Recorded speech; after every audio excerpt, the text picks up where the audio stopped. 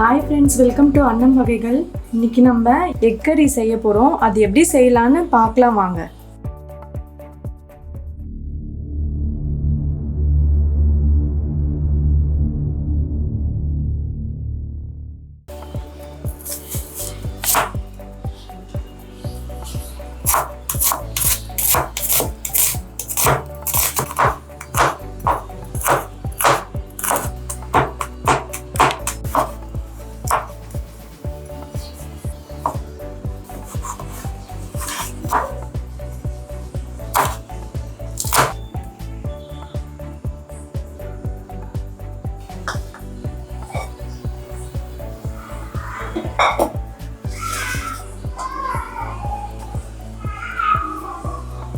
வாணல் வச்சுக்கலாம்.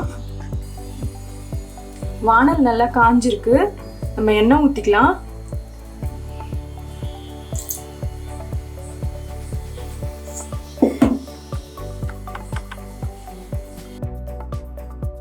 எண்ணெய் நல்லா காஞ்சிருக்கு. கடுகு போட்டுக்கலாம்.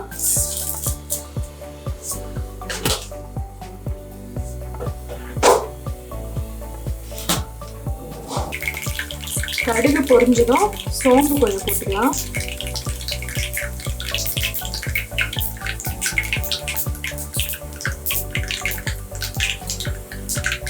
இது வந்து பூண்டு சின்னதாக வெட்டி வச்சிருக்கோம், அதை போட்டுக்கிறேன்.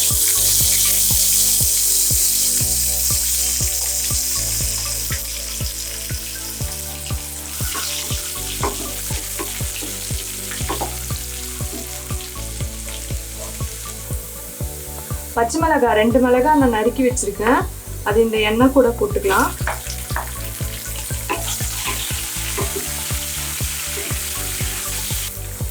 கருவேப்பிலை, வெங்காயம் 2 வெங்காயம் போட்டிருக்கேன்.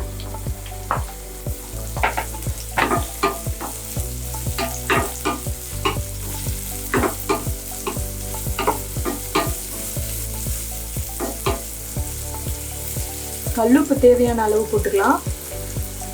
மஞ்சள் தூள் 1 ஸ்பூன் போட்டிருக்கேன்.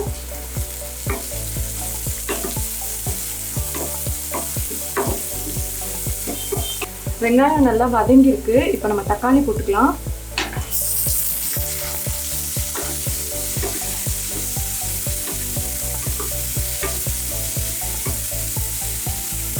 இது வந்து தனியாத்தூள், இது நான் 1 ஸ்பூன் போட்டிருக்கேன். உங்களுக்கு கிரேவி எவ்வளோ இருக்கோ அதுக்கேற்ற மாதிரி பார்த்து போட்டுக்கோங்க.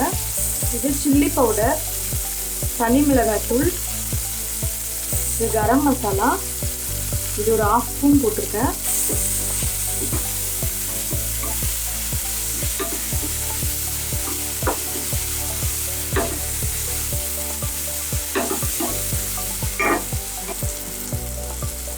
நம்ம மூடி போட்டுக்கலாம். தக்காளி நல்லா வதங்கட்டும். மூடி போட்டிருக்கிறத ஓபன் பண்ணி பார்த்துடலாம். எண்ணெய் நல்லா தெளிஞ்சு வந்திருக்கு.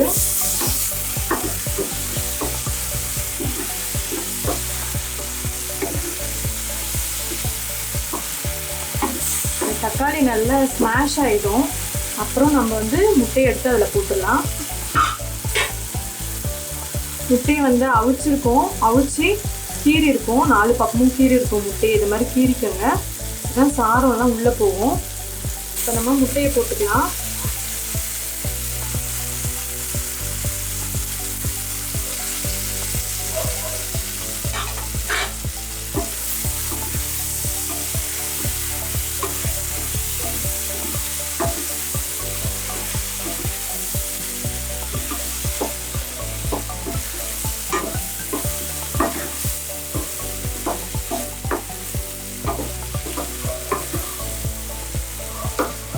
இப்போ முட்டையை போட்டிருக்கோம். ஒரு 2 to 3 மினிட்ஸ் வந்து மூடி போட்டுடலாம். இந்த முட்டை கொஞ்சம் நல்லா பாயில் ஆகும். இப்போ ஓப்பன் பண்ணிடலாம்.